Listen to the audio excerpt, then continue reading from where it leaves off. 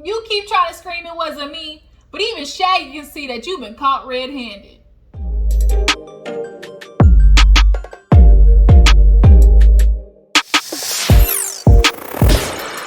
What's up, you guys? Your girl G here. Welcome back to my channel. We're gonna get into Shahs of Sunset, you guys. I told y'all I was reviewing this season. I'm not playing, y'all. Shahs of Sunset is literally one of the most underrated Bravo series. From the beginning, I have loved this show. I honestly feel like sometimes it's better than Housewives because it is true, genuine drama. Like, these are real friends and they know each other's deepest, darkest secrets. So you can imagine when the fights, ensue, things get a little, messy boots. Mexican messy boots, y'all. But Shahs of Sunset is delivering already, episode 2. If you are a fan of the show just like I am, this is not unfamiliar. We are watching Mike get caught again doing the same thing that broke up his marriage to Jessica that he kept trying to deny. Here he is once again in a relationship with Paulina with 2 kids trying to deny. But unfortunately, Mike, we know your rap sheet. We know your history. Your rap sheet is as long as the Las Vegas Strip. We've been here before. So the fact that he keeps trying to convince the world that somebody trying to sabotage his relationship is just comical. But we'll get into it, you guys. We're definitely going to break down this episode. This season is going to be hella good, and I'm going to be here to talk about it.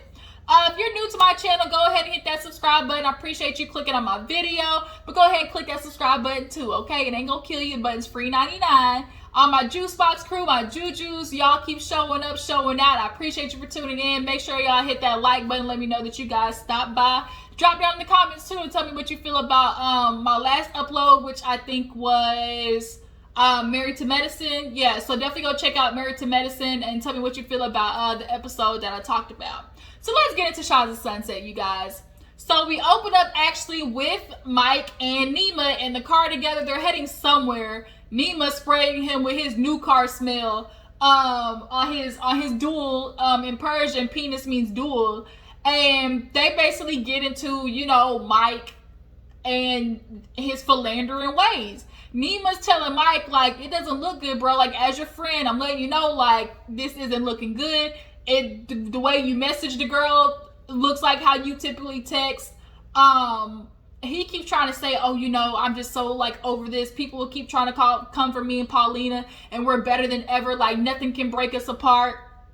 And so Nema is really honestly trying to be a friend and defend him, but yet still trying to get him to come forward by saying look, Mike, the girl was kind of getting messaged, by it sounded like you, Mike, and then you're sitting there asking for pictures of tits and boobs and ass, and you're trying to tell her, send me more pictures. So basically, I guess he was masturbating while he was texting the girl. So it wasn't just no innocent stuff. And Mike keep trying to say, the messages weren't that bad. And the fact that you keep trying to minimize the messages means you know what is up, Mike. You wouldn't be trying to say, they're not that bad. For what? If it wasn't you, why is it not that bad? Why do you care how bad it looks? So then Mike gets upset, you're my friend, Nema. You're my friend. If I tell you I didn't do it, then you're supposed to have my back. And he was like, I am, Mike, I am here for you. But I'm just letting you know, okay, you and Paulina are going to have to fight through this. And, Paulina, when she gets to the group, she can definitely put her foot down and tell people, we're good. We're not talking about it anymore. But Paulina definitely is straddling the fence with this one. You can definitely tell. A part of her defends Mike, and then another part of her, she's the reason the whole group knows because she sent the screenshots to the friends. And so now that's why everybody knows, because Paulina got pissed off and, sent it to everybody. And now Mike's upset because everybody's in this relationship, but it's nigga, quit cheating on your girls and we wouldn't have this problem. So we see Mercedes MJ go to a new addition. Her name is London. Look, London Mama house is fat, okay? PHAT. Them Persians got money long. They got that long family money, that gold oil, that rich oil, money, okay? And that house was nice. MJ basically met her through funny videos on, the internet and stuff like that, reached out, and, they started becoming cool. She's like a life coach as well. So MJ's like, oh, we definitely could use her, you know, and her expertise to definitely help my friend group. She's talking to her about Tommy and, you know, kind of being weird, having sex after having a baby, which I could imagine, like pushing, you know, a baby out of your hoo-ha and then wanting a dick to enter it, like, you know, 6 weeks later you know, I'm sure would be uncomfortable. But, you know, she just kind of giving her friendly advice. They go play tennis. MJ surprisingly is whooping her ass. But at the end of it, she invites London to Palm Springs because everybody's trying to get together between MJ and Reza, because when MJ and Reza, you know, fought, the group kind of like split in half. You know, Nema, Mike, and like Destiny and Reza. No, Nema, Mike, and sometimes Destiny and MJ like on one side. Then the other side is Reza, Gigi, Gonessa. You know, it's kind of like they got to get the group back together. So she invites her, you know, obviously to meet the rest of the friends. So we get to, speaking of Reza is taken to like this friendship temple by Adam. It was very beautiful. And, you know, he wanted to take him there, obviously, because he's having this budding, you know, rekindling with MJ. Personally, as a fan of Shahs of Sunset, I don't fuck with MJ. MJ does a lot of throwing the rock, hiding the hand type shit, and I can't stand bitches like that. MJ, for as long as we've seen her on this show, if you've watched Shahs of Sunset, drop down in the comments and let me know. MJ, you can't trust that bitch. You just can't. She'll throw your tea in your face so fast and then act like, but you did this to me. Half the time the stuff that's happened to MJ, she's definitely had a part in it. But, you know, Reza and her, they've been friends for, you know, damn near 20, 30 years. So he wants to fix that. But the thing is, too, as well, Reza has a restraining order on Tommy because Tommy showed up to Reza's house and tore up his backyard. And Adam's kind of feeling a way about removing the restraining order, but if it's something necessary to fix their friendship, Reza's gonna heavily consider it. But you know, he's telling him about, you know, Palm Springs getting a house, and he's just saying like, I really hope that, you know, things get better. We see everybody getting ready to go to Palm Springs. Gigi has a baby. She went in vitro IVF. I really, you know, commend Gonessa for, you know, having a baby on her own. A lot of times women realize, like, I make my own money. What the hell am I waiting on a man for to have a baby? Like, I can go to a semen bank, get my baby, and then the man will come. Because sometimes women wait for the man to come, and it's like you'll be waiting for years. Especially in LA where men is fake as fuck. I mean, most men is fake around everywhere, but especially in LA, like, she's gonna have a hard time. Plus, Gonessa, she hella picky. But she kind of had a revelation at the end of the episode that we're gonna get into. But she has her baby. Mercedes is talking to Tommy about, you know, meeting up with Reza, how it's gonna be. So everybody takes separate limos to Palm Springs. It is MJ, Mike, London, and Nema in one limo, and then Reza, Destiny, and Gonessa in the other limo. So you can see them both kind of chatting about the house situation and, you know, what they're expecting, how they want to fix things. You know, Nema's concerned about Reza because MJ's like, you know, I want to fix things and I'm just in a better part of my life. And Nema's like, I don't think Reza's in the same place as you because I texted him and got no reply.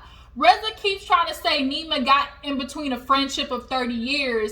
And Nema's like, wait a minute, you're blaming me for something that, like, I didn't cause that fight between you two. You and MJ did that all on your own. And you're mad because I brought her?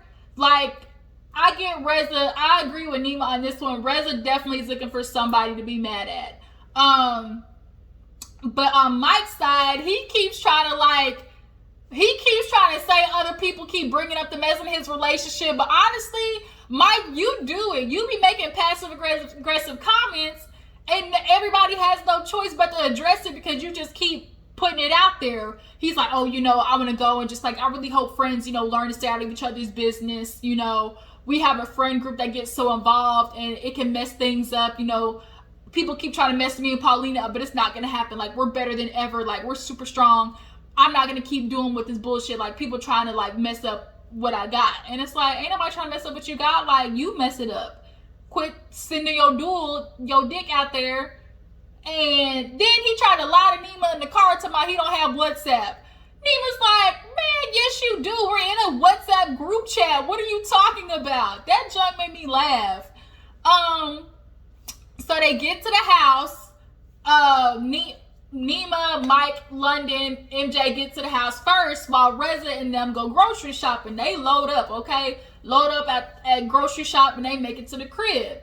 Immediately, Reza's feeling some type of way because he's like, I didn't get no introduction. Who's going to help with the groceries? You know, why am I walking in and nobody's helping me? Why is nobody saying anything? And it's like, whoa, Reza, like, chill out. Like, it's okay. I felt like he was just kind of like on edge purposely.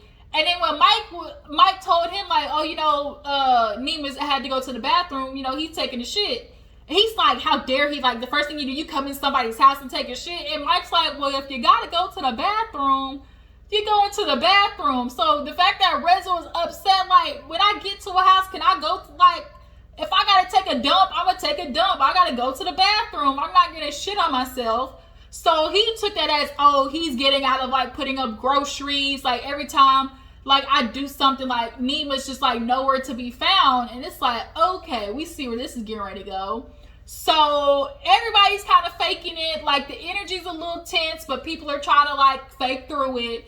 MJ definitely threw a jab at Destiny when she was talking to Nema. She's like, oh, you know, maybe that girl and her lap dog. And she was talking about Destiny, her Frank Sinatra dog. They go find their room. And while that's happening, Reza finally comes back, or Nema comes back out. Reza sees him, and they're putting up groceries and stuff. And MJ's like, are you guys gonna talk? And Nema's like, talk about what? And she's like, I really feel like this trip, like, you guys just need to sit down and knock it out because, you know, we really need to get things back on track. And Reza's like, I don't want to rehash the past. Like, I'm ready to move forward if that's what you want to do. And Nema's like, I really feel like the only way we can move forward is just like to sit down and talk about what our issue is. And Reza goes off like, my issue is, how do you feel like you can get in between a 30-year friendship? Like, how dare you? Like, that's not your place to even try to jump in. And Nema's like, how did I get in between? You have the nerve to invite MJ surprisingly. Like, why did you even bring her? And he's like, you're just such a bitch. Like, you brought her somewhere and now, and he's like, so Nema's like, so you're blaming me for what you said? No, I'm not blaming you for what you said, but like, you shouldn't have got in between it. And it's like, Reza, come on now. Like, everything you keep trying to throw on Nema, yeah, he brought MJ, but so what? Like, him bringing MJ has nothing to do with the fact that you revealed that she had 10 abortions. Has nothing to do with the fact that you cussed her out. Has nothing to do with the fact that you went in on her and Tommy's relationship. Like, and nowhere did Nema like interject himself into y'all's situation. So now Reza's going off like, you fake bitch. Like, Nema's like, we already talked about this, and they did. They do a flashback. Reza pretty much owned everything about how he, you know, shouldn't have said the things he said, and he should have walked away and everything. So it's like, how is it that you already acknowledge what you did wrong, but then you're like throwing it back on Nema like he's the one who caused you to say all those things? So he told him, he's like, you fake bitch, you need to get your nose done, bitch, and walks away. Reza calls Adam. He's like, I shouldn't have came. He's like, I just said some bad things to Nema. And basically, it's like, no, we gonna fix this shit. So Nema goes outside with London, who y'all know is a life coach. And she's like, you really, feel like, I feel some energy, like, you're really sensitive. He's like, I am. And she was like, well, Reza is too. And he was like, of course. And she's like, I really feel like you guys are similar. And so she was like dissecting the whole argument. So when Reza comes back, she was like, I just kind of have, a question. And she's asking about it. And then she was like, can you two say two good things about each other? So that kind of broke the ice where they both had to say, positive things about each other. And Reza admits that he was on edge already because of the grocery situation, and he kind of like let it explode. So they do a group hug in the kitchen, and they all head outside. And when they head outside, their theme for tonight is 2010. We're trying to get back to 2010, our old selves, when everything was good between us, where like we didn't have arguments. Like in 2010, they, were still not jaded, by any just like major life events and stuff like that. So they end up getting like the horn and Reza's mustache and everything like that. So MJ, Mercedes, Gigi, they're all sitting outside and they're doing resolutions as if this is like 2010 New Year's again. So MJ stands up on the chair and was like, I want to do better with being vulnerable. Gigi, you got a kid now, and I really feel like, we should have a talk. Like, we could really get over things. And MJ is kind of looking at her mean mugging. She's like, I get you're looking at me. I can feel it. But save your judgments for later when we have a talk. I'm just letting you know, like, I really want to get over this. Mike goes next, and he's talking about, I want to work on my, handling my emotions. I can't control what other people say. It's just their opinions. But, I got to do better with handling my emotions for what I'm trying to do and protect, like, what I think is right and what I love. Clearly being passive-aggressive about the situation with Paulina.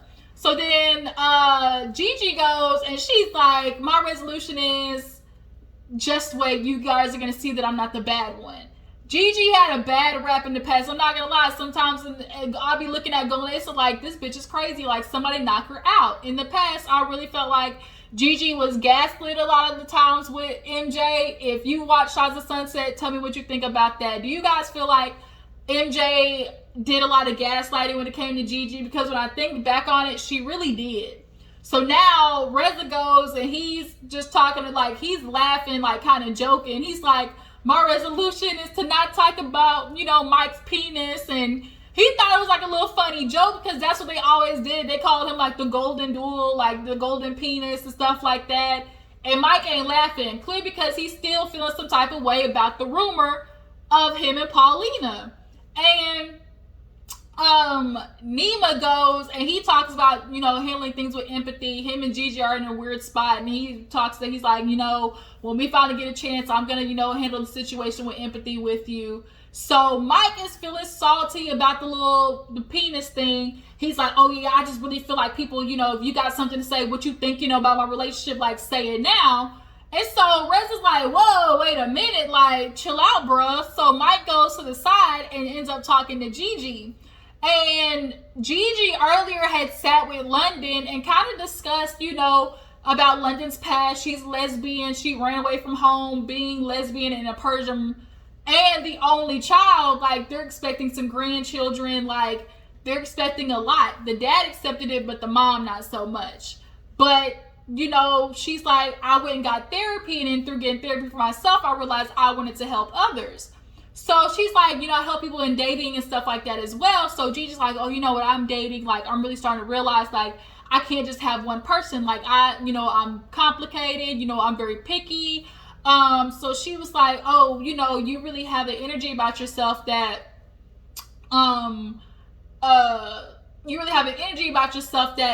screams,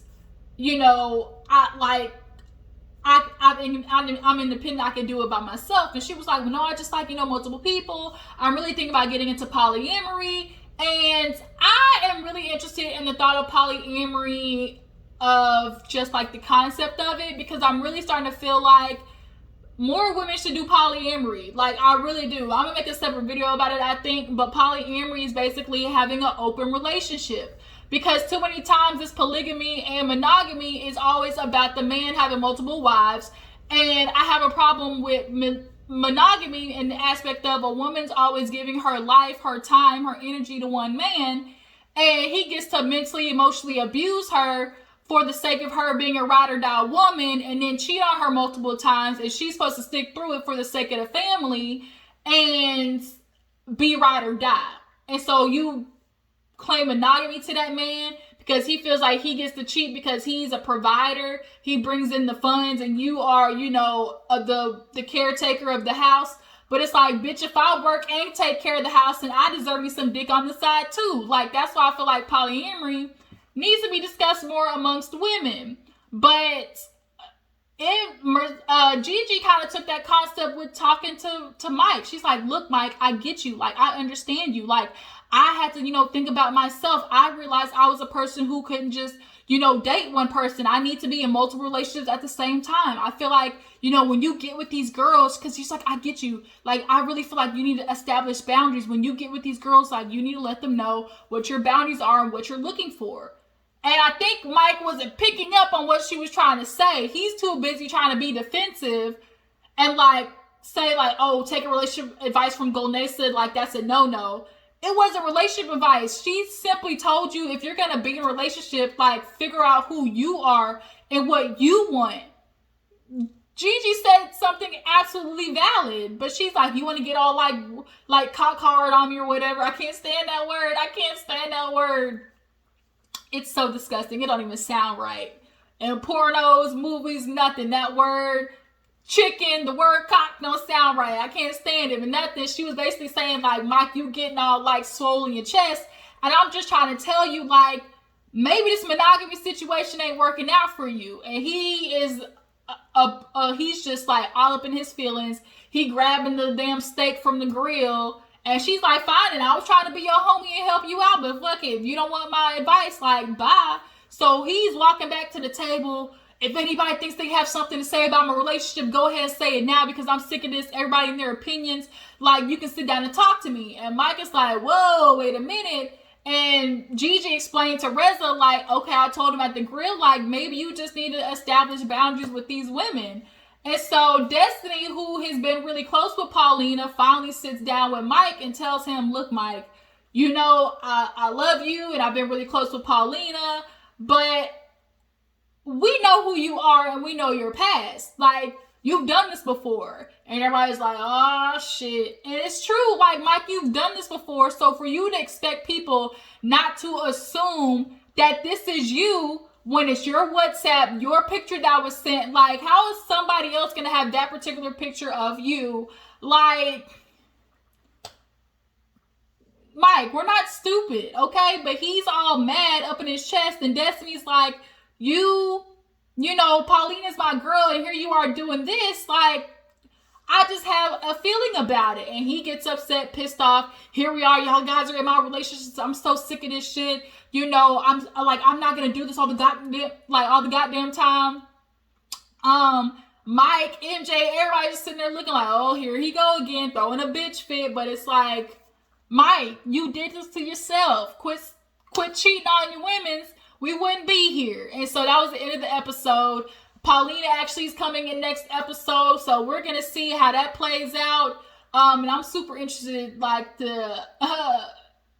you so stupid, nigga. We know you for your works. We get who you are. I think you forget that we got proof on you about your character and how you cheat on women, how you keep you like the attention for your ego. So quit it. That's it. That's Shahs of Sunset, you guys. It was a really good episode. I will see you next time. Drop down in the comments to tell me how you feel about the episode. I'll catch you later. Deuces.